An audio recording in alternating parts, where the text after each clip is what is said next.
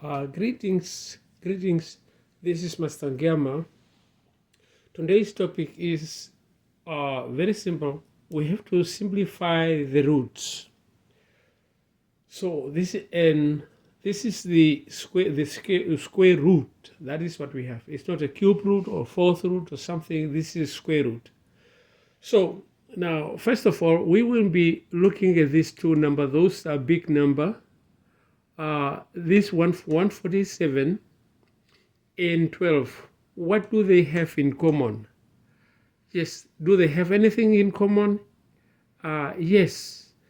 If you divide both numbers by 3, if you divide this 147 divided by 3, that will give you 49. And if you divide 12 divide by 3, that will give you 4.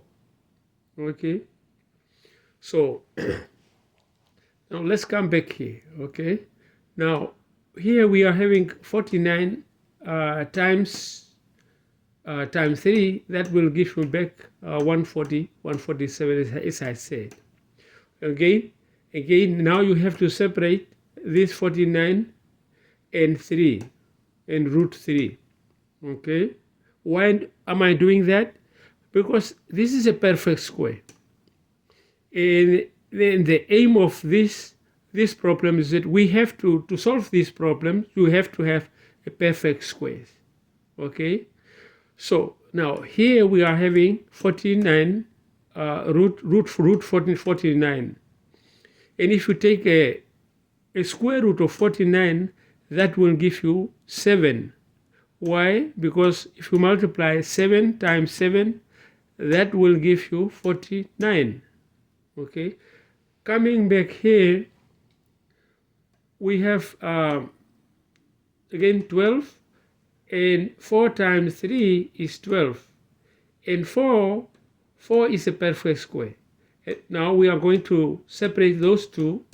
Okay, and we are going to take the root of this one of 4, or which is 2.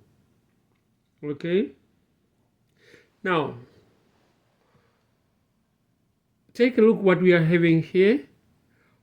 This is a 7 root 3 and 2 root 3, so they are having something in common.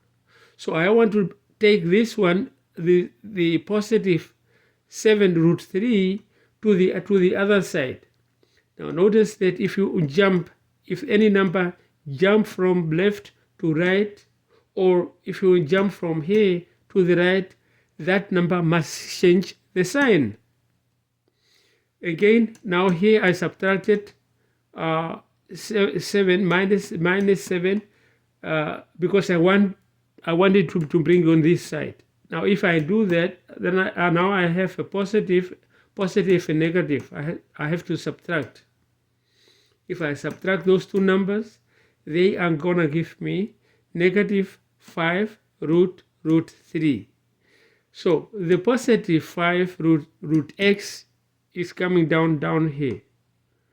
So next, what I'm going to do, I'm going to divide by 5 both sides.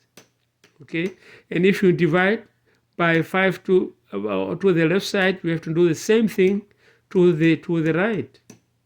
Okay, now we are left with root x, okay, which is equal to negative root 3.